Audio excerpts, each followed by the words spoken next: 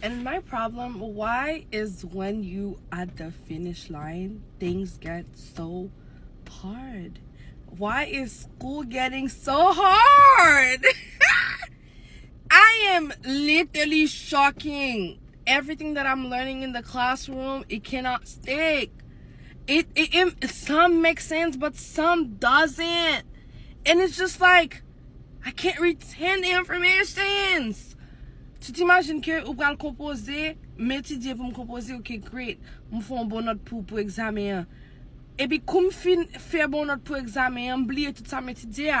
Et c'est ça m'étudier m'pral appliquer non comme si réalité a dans vrai monde là pour m'te ka sauver patient et puis li pa vle rete.